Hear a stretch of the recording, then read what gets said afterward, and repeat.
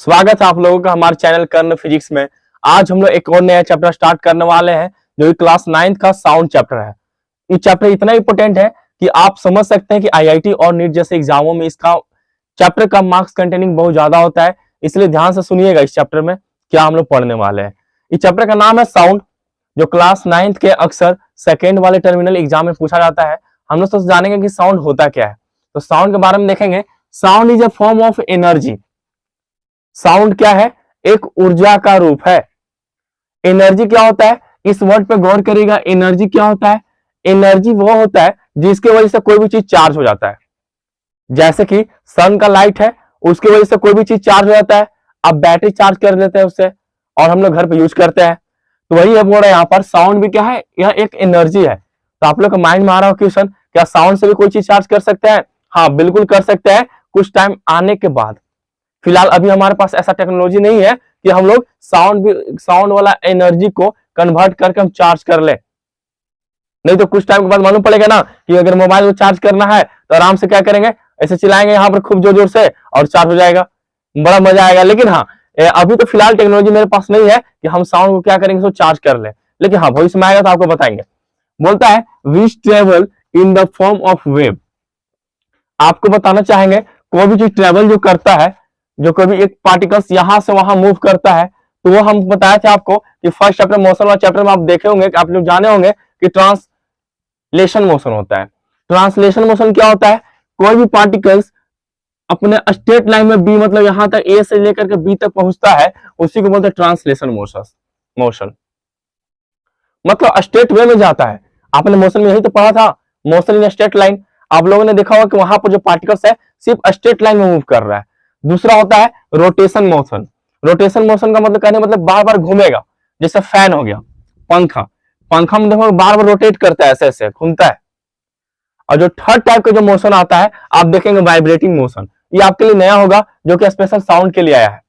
Vibrating motion कहने का अर्थ क्या है कि मान लीजिए कि यहाँ पर ऐसे दीवार है, यहाँ पर एक ऐसे कर दिए, यहाँ पर लगा दिए, कंडी लगा दिए, इससे में एक बॉल को लटका दिए, ठीक है। इस पॉइंट को बोलते हैं सस्पेंशन पॉइंट, इसको बोलेंगे सस्पेंशन पॉइंट। और ये जो पार्टिकल्स है, इसको मारेंगे यहाँ पर, तो ये यहाँ जाएगा, फिर वापस से घूम के यहाँ आएगा, तो अपने स्थान पर इधर उधर मूव कर रहा है। इसी को बोलते हैं वाइब्रेटिंग मोशन, मतलब वाइब्रेट करने लगा अपने मीन पोजीशन से। तो कोई भी ऑब्जेक्ट अपने मीन पोजीशन से आगे पीछे वाइब्रेट करने लगता है, उसी को बोलते हैं वाइब्रेटिंग मोशन। मोशन में तो है, लेकिन ये ट्रांसलोकेशन मोशन में नहीं है, और ये ना रोटेशन मोशन में है। ये क्या कर रहा है? वाइब्रेटिंग मोशन में है। अब समझते हैं कि एक्चुअली में साउंड जो होता है कि ट्रेवल कैसे करता है। ट्रेवल करने से पहले देखते हैं कि साउंड प्रोड्यूस कैसे होता है। यहां देखिएगा, production of sound bye vibration. अगर वाइब्रेशन नहीं होगा तो साउंड प्रोड्यूस नहीं होगा। वाइब्रेशन के कारण ही साउंड प्रोड्यूस होता है। आप देखोगे हमारे मुंह में, यानी कहने का मतलब कि हम कैसे बोल पा रहे हैं, तो हमारे माउथ में वोकल कॉर्ड में क्या होता है? वाइब्रेशन होता है। उसी की वजह से साउंड प्रोड्यूस हो रहा है हमारे में।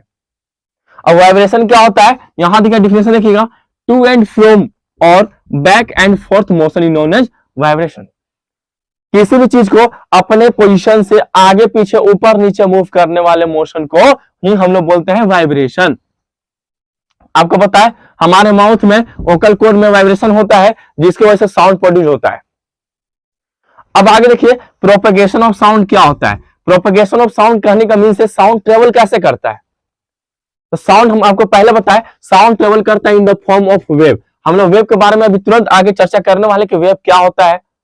तो फिलहाल यहां देखिएगा, प्रोपेगेशन ऑफ साउंड। देखिए, प्रोपेगेशन ऑफ साउंड कहने का मीन्स क्या है कि कोई भी साउंड आखिर ट्रेवल कैसे करता है। हम बोल रहे हैं, आपको तो सुनाई कैसे दे रहा है, तो कोई भी साउंड ट्रेवल करता है पार्टिकल्स टू पार्टिकल्स। हवा में हमारे बताइए बहुत सारा पार्टिकल्स है, तो कोई भी साउंड ट्रेवल करता है। ऐसा नहीं है कि यहाँ वाला पार्टिकल्स उड़ करके वहां चला जाता है, ऐसा नहीं है। साउंड ट्रेवल करता है पार्टिकल्स टू पार्टिकल्स। वो आगे वाले पार्टिकल्स को एनर्जी देता है, वो आगे वाले पार्टिकल्स को एनर्जी देता है, और फिर आगे वाले पार्टिकल्स को एनर्जी देता है। ऐसे कर करके एनर्जी ट्रांसमिट होता है। आपको पहले ही बताया गया होगा, energy neither be created not be destroy, it can only be transfer one form to another form. बस चीज यहीं पर हो रही है कि यहाँ पर मान लीजिए चुनवा जो है, यहाँ पर कुछ बोला, ठीक है, ये कुछ बोला। अब यहाँ पर जो मुनिया है ये सुन रही है, ये क्या कर रही है? सुन रही है। तो इसका कनवा यहाँ पर लगल है, यहां से कुछ बोला तो इसके बीच में बहुत सारा पार्टिकल्स होगा। अब ये वाला पार्टिकल्स इसको देगा एनर्जी, अब ये वहीं का वहीं रहेगा विदाउट मोशन, या पार्टिकल्स का मोशन नहीं होगा। ये एनर्जी इसको देगा, ये इसको एनर्जी देगा, और ये इसको एनर्जी देगा, ऐसे कर करके साउंड बाबू यहां तक पहुंच जाएगा।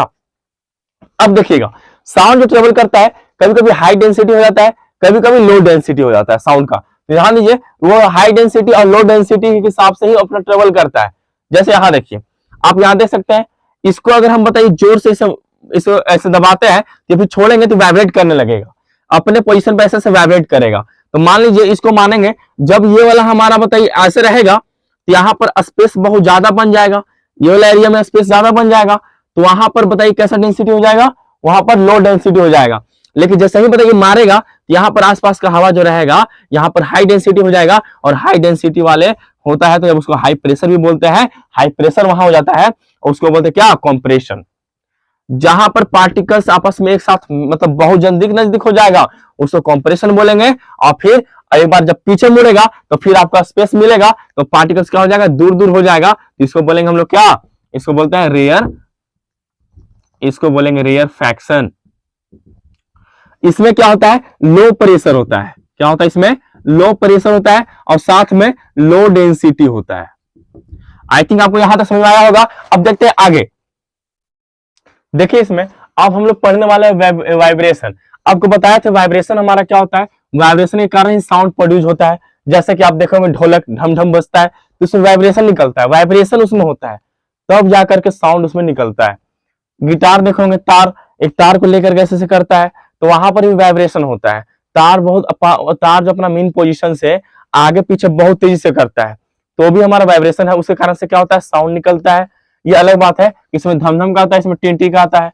अब आगे देखिए वेव, हमने आपको बताया था, जस्ट अभी बताया कि कोई भी साउंड ट्रेवल करता है इन the form of wave. Wave के फॉर्म में कैसे ट्रेवल करेगा, ध्यान दीजिए। वेव एक्चुअली में है क्या, तो वेव कुछ नहीं, एक डिस्टर्बेंस है, दो पार्टिकल्स के बीच का क्या है, ये डिस्टर्बेंस है। अब पानी में पत्थर मारता है, ठीक है, तो पत्थर का जो एनर्जी है, आपके हाथ में एनर्जी जो है पत्थर को मिल गया, पत्थर जाकर के वहां पर दे दिया एनर्जी।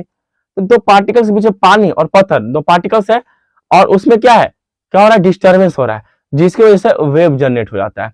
वही लिखा हुआ है यहाँ पर वेव कि द डिस्टर्बेंस से transfer one particles to another particles. यहां पर क्या कहा जा रहा है कि the disturbance of transfer one particles, यहां पर छूट गया, to another particles without any movement of particles, बिना किसी पार्टिकल्स को मूवमेंट किए हुए। वो पार्टिकल्स मूवमेंट नहीं करेगा, बट एक पार्टिकल से दूसरे पार्टिकल्स में एनर्जी ट्रांसमिशन हो जाएगा। इसी को तो प्रोपेगेशन ऑफ साउंड बोलते हैं हम लोग। तो वेव क्या है, एक प्रकार का, आप एक लाइन में याद रखिए, वेव एक प्रकार का डिस्टर्बेंस है, ठीक है। अब ध्यान दीजिए, वेव हमारा दो टाइप का होता है। पहले वाले को बोलते हैं इलेक्ट्रोमैग्नेटिक वेव, दूसरे वाले को बोलते हैं मैकेनिकल वेव। इलेक्ट्रोमैग्नेटिक वेव पहले देख लेते हैं। इसमें क्या होता है, कोई मीडियम जरूरत नहीं होता है, वेव को ट्रेवल करने के लिए कोई मीडियम जरूरत नहीं होता है। यहां पर हम लिख देंगे, पहला पॉइंट बनेगा नो नीड एनी मीडियम, पहला पॉइंट बन गया। दूसरा पॉइंट इसमें क्या हो जाएगा, जब कोई मीडियम इसमें चाहिए ही नहीं तो यह वैक्यूम में ट्रेवल कर जाएगा, और वैक्यूम में सबसे फास्ट ट्रेवल करेगा। इसका एग्जांपल हो जाएगा लाइट, इसका एग्जांपल हो जाएगा लाइट। ये लाइट में सबसे फास्ट ट्रेवल करता है। दूसरी बात इसमें एक और क्या है, लाइट में ट्रेवल करता है, लाइट तो ट्रेवल करता है, लेकिन ये सबसे ज्यादा ट्रेवल करता है ना तो वैक्यूम में करता है, ठीक है। वैक्यूम की बात करता है किसमें, तो वैक्यूम की बात करता है एयर में, फिर किसमें करता है, लिक्विड में। लिक्विड में लगभग 200 मीटर तक जाता है अंदर। दूसरी बात फिर लास्ट में किसमें करता है, ये सॉलिड में करता है। ये हो गया इलेक्ट्रोमैग्नेटिक वेव का। और वैक्यूम में कितना करता है, तो 3 × 10⁸ मीटर पर सेकेंड। ये किस चीज का हो गया, इलेक्ट्रोमैग्नेटिक वेव का हो गया। यानी कि इलेक्ट्रोमैग्नेटिक वेव को ट्रेवल करने के लिए कोई मीडियम नहीं चाहिए। इसका एग्जांपल जीता जागता हमारे पास लाइट है। लाइट को कोई मीडियम चाहिए नहीं ट्रेवल करने के लिए। लाइट तो हमारे एटमॉस्फेयर से काफी दूर है, वहां पर तो वैक्यूम है स्पेस में, वहां पर तो कोई मीडियम नहीं है, लेकिन फिर भी वहां से यहां तक लाइट आ जाता है। इसका रीजन यही है क्योंकि वह क्या है, इलेक्ट्रोमैग्नेटिक वेव है। ठीक है, अब ध्यान दीजिएगा, हम इसको इरेज करते हैं। अब ध्यान दीजिए, दूसरा होता है wave, mechanical wave. Mechanical wave क्या बोलता है, इसको नीड है, क्या नीड है इसका, कोई एक मीडियम होना चाहिए टू ट्रेवल। इसको ट्रेवल करने के लिए कोई ना कोई मीडियम जरूरी है, बिना मीडियम का ट्रेवल कर ही नहीं सकता है। ठीक है, दूसरी बात ये जो, अच्छा बताइए, तो वैक्यूम में ट्रेवल कर सकता है? बिल्कुल नहीं कर सकता है।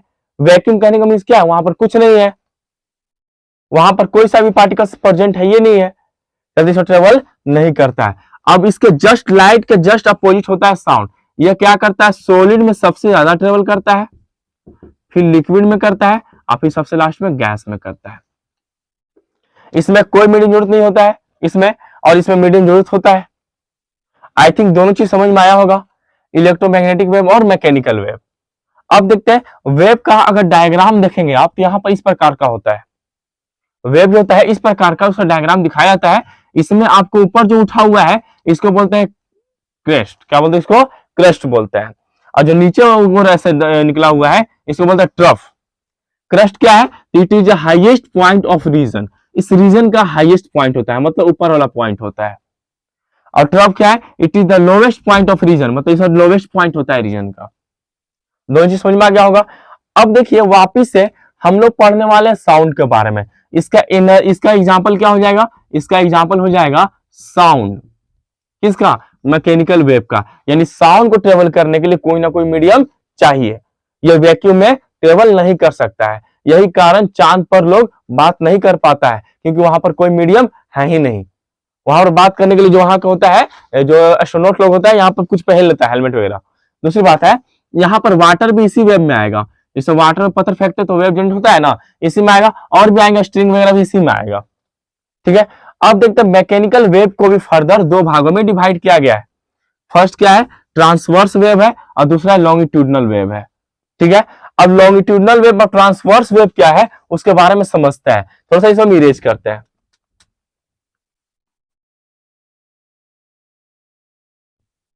ध्यान दीजिए, लिखा हुआ है डायरेक्शन ऑफ मोशन, मतलब गति का डायरेक्शन, गति की दिशा। ऑफ वेव मतलब तरंग का, perpendicular to direction of motion of particles. ये क्या बोल दिया, समझिए ध्यान से क्या बोलता है। अगर आपसे बोलेंगे ना कि रस्सी ले लीजिए, रस्सी को इसे एक बार कीजिएगा तो उसमें वेव जनरेट ऐसे से जाता है, तो वेव तो सीधा जा रहा है। रस्सी में क्या होता है, रस्सी में ऐसे से जाता है तो वेव तो सीधा जाता है, ये वेव का डायरेक्शन हो गया। बट इसमें जो पार्टिकल्स है रस्सी का, वो कैसे मूव कर रहा है, उस साथ पार्टिकल्स अपने उसके साथ मूव नहीं हो जा रहा है, पार्टिकल्स वहां से अप डाउन कर रहा है, वेव के डायरेक्शन में मूव नहीं कर रहा है। वो पार्टिकल्स यहां से किए तो पार्टिकल्स यहां का तो ऊपर से जाकर फिर नीचे आ गया, लेकिन मूव सिर्फ क्या किया, वेव किया। तो वेव पर जो भी पार्टिकल्स ऊपर नीचे कर रहा है वो क्या होता है, एग्जैक्टली परपेंडिकुलर करता है, एग्जैक्टली परपेंडिकुलर करता है। इसी को हम लोग क्या बोलते हैं, इसी को बोलते हैं हम लोग ट्रांसवर्स वेव बोलते हैं। ये हमारा ट्रांसवर्स वेव हो जाएगा। मतलब direction of motion of wave, मतलब डायरेक्शन होगा किसका, वेव का, परपेंडिकुलर होता है direction of motion of particles, जो पार्टिकल्स का मोशन होता है उसके बिल्कुल परपेंडिकुलर होता है, इसी को बोलते हैं ट्रांसवर्स वेव बोलते हैं। एग्जांपल रस्सी वाला आप देख लीजिए। आगे है लॉन्गिट्यूडिनल वेव। लॉन्गिट्यूडिनल वेव क्या होता है सुनिए, direction of motion of particles, जो पार्टिकल्स का डायरेक्शन होगा मोशन का बिल्कुल पैरेलल होगा, चाहे तो एंटी पैरेलल भी हो सकता है, यहां पर लिखे नहीं है बट एंटी पैरेलल भी हो सकता है, to direction of motion of wave. मतलब वेव जिस डायरेक्शन में जा रहा है उसी डायरेक्शन में भी हो सकता है, और उसके विपरीत डायरेक्शन में भी, यानी कि एंटी पैरेलल भी हो सकता है। एग्जांपल समझिएगा, इसका एग्जांपल हम यहां लेते हैं। देखिए एक स्प्रिंग लेते हैं हम ऐसे ऐसे, ठीक है, इसको खींचते हैं जोर से, खींच के छोड़ेंगे तो वेव तो इधर जाएगा, वेव का डायरेक्शन तो इधर होगा, और इसके जो पार्टिकल्स हैं, पार्टिकल्स क्या ऊपर नीचे मूव करेगा, पार्टिकल्स ऊपर नीचे मूव नहीं करेगा, पार्टिकल्स भी आगे पीछे मूव करेगा। तो आपको हो गया ना, ये वेव का डायरेक्शन हो गया। अब पार्टिकल्स का डायरेक्शन इससे सीधा रहेगा तो ये दोनों लाइन क्या हो जाएगा, पैरेलल हो जाएगा। और जब दोनों लाइन पैरेलल हो जाता है मतलब direction of motion of wave, direction of motion of particles is parallel, जब ये दोनों पैरेलल हो जाएगा तो उसी को बोले लॉन्गिट्यूडिनल वेव। ये इधर भी जा सकता है, एंटी पैरेलल भी हो सकता है, बट पैरेलल होना चाहिए ये दोनों, उसी को बोलते हैं लॉन्गिट्यूडिनल वेव। आई थिंक आपको समझ में आया होगा।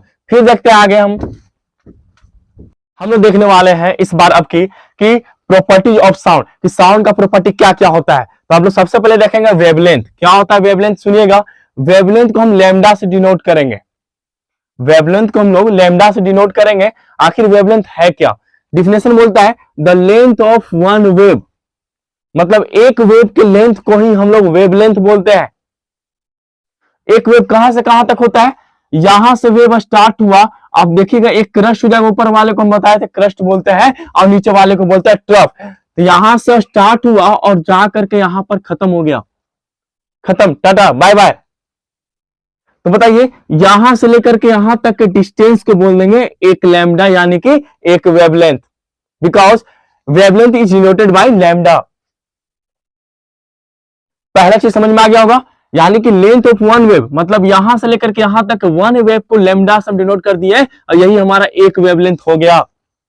लेकिन बात यहां पर खत्म नहीं होती है। बात क्या है यहां पर, the distance between two successive, successive मतलब होता है लगातार, सक्सेसिव का मतलब होता है लगातार। यहां बोल रहा है the distance between two successive crest. आपको बताए होंगे इसको और इसको क्रस्ट बोलेंगे, लेकिन सक्सेसिव ऐसे क्रस्ट तो बहुत सारा बनेगा ऐसे कर करके, लेकिन सक्सेसिव का मतलब लगातार, इसका सक्सेसिव ये हो जाएगा। तो इसके बीच के डिस्टेंस को, ये क्रस्ट और ये क्रस्ट के बीच के डिस्टेंस को भी हम लोग बोलेंगे वेवलेंथ। वही चीज लिखा हुआ है कि the distance between two successive crest and trough, यानी ट्रफ में भी, यानी आप देखिएगा ये ट्रफ और ये ट्रफ, इसके बीच के डिस्टेंस को भी बोलेंगे हम लोग वेवलेंथ। आपको वेवलेंथ समझ में आ गया होगा, यानी the distance between two successive crest and trough is known as wavelength. इसका एसआई यूनिट, ये चूंकि लेंथ है तो इसका एसआई यूनिट मीटर हो जाएगा, मीटर में डिनोट करेंगे, इसको लिखेंगे। दूसरा प्रॉपर्टी होता है एम्पलीट्यूड। एम्पलीट्यूड क्या होता है, the maximum distance of an vibrating body, जितना मैक्सिमम डिस्टेंस करेगा, वाइब्रेटिंग बॉडी डिस्टेंस कवर करेगा, उसी को बोलते हैं हम लोग क्या, उसको अपने मीन पोजीशन से, अपने स्टार्टिंग वाले पोजीशन से जितना मैक्सिमम ट्रेवल करेगा उसी को बोलते हैं एम्पलीट्यूड। आप वेव में देख सकते हैं, वेव में किसको बोलेंगे, यानी कि यहां से लेकर के यहां तक डिस्टेंस को बोलेंगे वन एम्पलीट्यूड। क्या बोलेंगे इसको, वन एम्पलीट्यूड। आप पेंडुलम वाला में देखिएगा किस प्रकार से होता है, थोड़ा सा हम इरेज करते हैं इसको। अब दिखाना चाहते हैं आपको कि एक हमारा मान लीजिए ये दीवार है, ठीक है, ये दीवार है खूबसूरत सा, और यहां पर हमने एक कड़ी लगा दिया और यहां पर एक बॉल को टांग दिया, और यहां से टर्न से मारा हम लोग, तो ये क्या करेगा, मैक्सिमम डिस्टेंस ट्रेवल करेगा। हो सकता है बॉल यहां तक आए, तो ये जो यहां से लेकर के यहां तक जो डिस्टेंस है, इसी को बोलेंगे वन एम्पलीट्यूड, इसी को बोलेंगे वन एम्पलीट्यूड। मतलब अपने मीन पोजीशन से, अपने पोजीशन से जितना मैक्सिमम ट्रेवल करता है डिस्टेंस, उसी को बोलते हैं क्या, एक एम्पलीट्यूड, यानी कि उसको एम्पलीट्यूड बोलते हैं। अब ये रुकेगा नहीं, अभी रुकेगा नहीं, पुष्पा झुकेगा नहीं, यहां पर क्या करता है कि ये वाला फिर वापस यहां आएगा, और फिर यहां आने के बाद फिर वापस यहां जाएगा, यहां पर आके तो रुकेगा नहीं। अब बताइए स्टार्टिंग में ऐसे गया, अब रहेगा तो वही बात पर, वही पोजीशन पर आएगा, लौटेगा, लेकिन आपको समझाने के लिए थोड़ा सा नीचे ले लिया है, ये ऐसे जाएगा और फिर वापस ऐसे लौटेगा, अब फिर बताइए वापस इधर ही जाएगा और फिर यहां से फिर वापस यहां आ जाएगा। तो इसका एक टाइम पीरियड पूरा हो गया, एक टाइम पीरियड पूरा हो गया। इसके आगे वाला प्रॉपर्टी में आपको बताएंगे कि the time taken to complete one vibration is known as time period. आपके आगे तुरंत आगे बता रहे हैं, तो आप थोड़ा सा समझिएगा यहां पर कि एम्पलीट्यूड क्या है। यहां से लेकर मैक्सिमम डिस्टेंस जितना ट्रेवल करेगा उसको एम्पलीट्यूड बोलेंगे। अब बताइए कि यहां से गया, फिर वापस आया, फिर इधर जाएगा, फिर इधर आएगा, तो आपको बताना चाहेंगे कि एक एम्पलीट्यूड यहां पर 2 हो गया यहां तक, फिर इधर गया 3 हो गया, और फिर वापस आया यहां पर 4 हो गया। तो टोटल स्टार्टिंग से गया, ऐसे जाने पर वापस आए, तो बोलेंगे इसको वन टाइम पीरियड। तो बताइए एक टाइम पीरियड में 4 एम्पलीट्यूड होता है, 4 एम्पलीट्यूड होता है, याद रहेगा, ठीक है।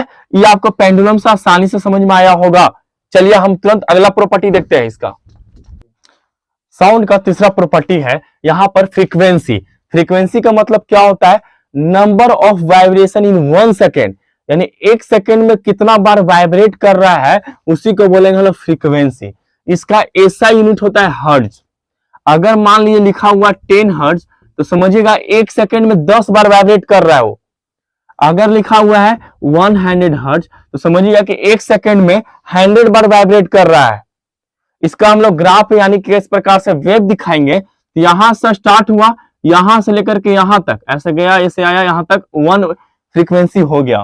फिर यहां से लेकर के यहां तक 2 फ्रीक्वेंसी इसका हो गया, यानी कि कितना हो जाएगा 2 हर्ट्ज। अब आपको बताना चाहेंगे हम, आपसे क्वेश्चन है इसका, तो ऐसा यूनिट आप जानिएगा कि हर्ट्ज होता है। आपसे सबसे एक क्वेश्चन है कि एक यहां पर मान लीजिए कि एक व्यक्ति है, ठीक है, बॉयज है, गले नहीं बताता है, ठीक ना, बस एक व्यक्ति है, यहां पर एक और व्यक्ति है। अब ध्यान दीजिए, इसका जो साउंड है 100 हर्ट्ज का है, इसका जो साउंड है इसका है 10 हर्ट्ज का, नहीं हम लेते 30 हर्ट्ज का। साउंड किसका ज्यादा निकलेगा?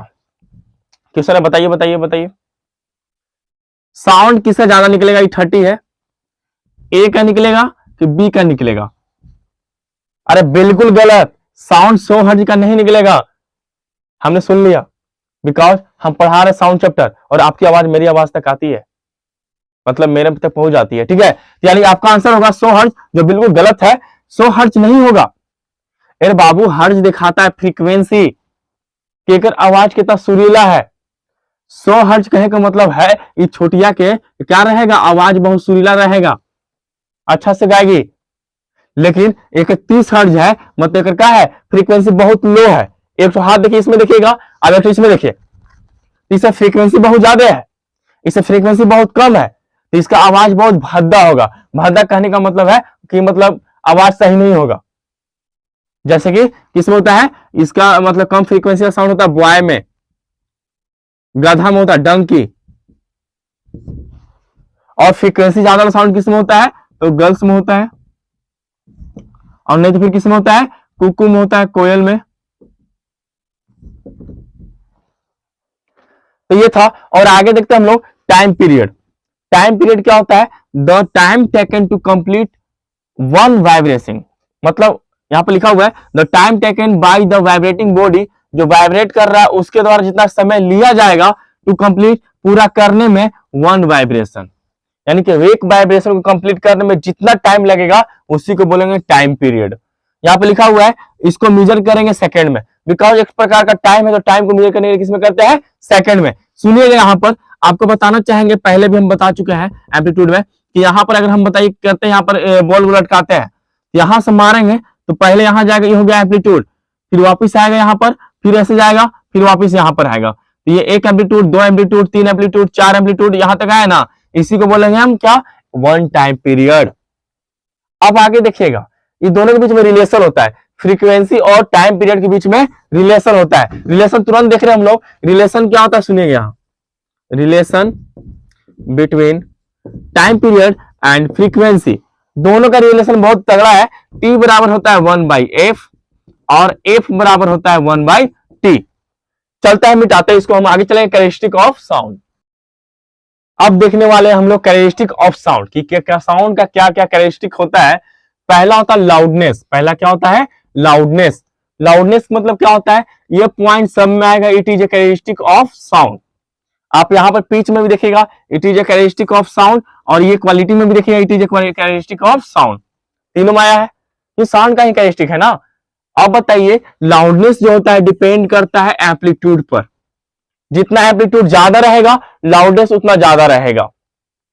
आपने पहले हम क्वेश्चन पूछे थे कि मान लीजिए मुनवा है, अगर फ्रीक्वेंसी 30 हर्ट्ज है और ये मुनिया है, इसका फ्रीक्वेंसी मान लीजिए 100 हर्ट्ज है, किसका ज्यादा हो, किसका आवाज ज्यादा होगा, तो आप बताए थे इसका। लेकिन हमने बताया था कि नहीं, फ्रीक्वेंसी कहने का मतलब है कि ज्यादा तो इसका है, लेकिन आवाज सुरीला है, इसका आवाज में लाउडनेस ज्यादा नहीं है, लाउडनेस दोनों का बराबर है। लाउडनेस तो फ्रीक्वेंसी बताता ही नहीं है, क्योंकि लाउडनेस किसको क्या बताता है, एम्पलीट्यूड बताता है लाउडनेस को। जिसका ग्राफ में, ये वाला ग्राफ में जिसका हाई रहेगा, जैसे मान लीजिए यहाँ इतना है, और मान लीजिए एक और ग्राफ बनाते हैं जिसका इतना है, तो इसका आवाज ज्यादा रहेगा, क्या कि इसका एम्पलीट्यूड ज्यादा है। वही चीज यहाँ पे लिखा हुआ है, अगर एम्पलीट्यूड ज्यादा रहेगा तो क्या लाउडनेस भी क्या होगा, ज्यादा होगा, अगर एम्पलीट्यूड कम होगा तो लाउडनेस भी क्या होगा, कम होगा।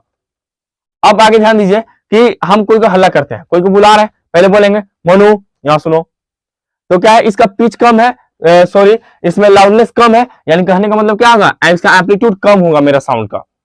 लेकिन सेकंड बार में बोलेंगे नहीं सुनेगा तो क्या बोलेंगे, अमन हो यहाँ सुनो, तो फिर भी मेरा क्या है, आवाज भी और लाउडनेस दोनों क्या है, मतलब एम्पलीट्यूड थोड़ा सा बढ़ा तो आवाज भी क्या हो गया, बढ़ गया। लेकिन थर्ड टाइम हम पूरा जोर से चिल्लाएंगे दम, तो वहां पर क्या हो जाएगा कि मेरा एम्पलीट्यूड भी बढ़ जाएगा और लाउडनेस तो बढ़ना ही बढ़ना है।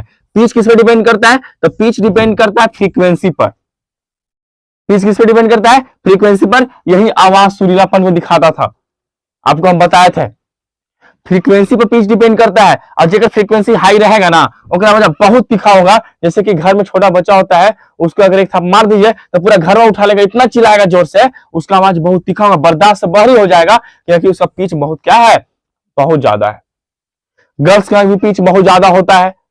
अब आगे देखिएगा, थर्ड जो होता है क्वालिटी। क्वालिटी क्या है ना, अगर आपका पिच और लाउडनेस सेम रहेगा, जैसे ढोलक हो गया और गिटार हो गया, पिच और लाउडनेस मान लीजिए सेम है, तो क्वालिटी हम लोग अलग अलग डिफर नहीं पहचान लेते, सुन के बिल्कुल पहचान लेते हैं। It can distinguish between the sound produce by different object, मतलब अलग अलग ऑब्जेक्ट से जो प्रोड्यूस होता है साउंड, उसको हम आसानी से पता कर लेते हैं कि ये साउंड तबला का है, ये साउंड तबला का है, और एक साउंड गिटार का है, आसानी से पता कर लेता है। चलिए इसे इरेज करते हैं।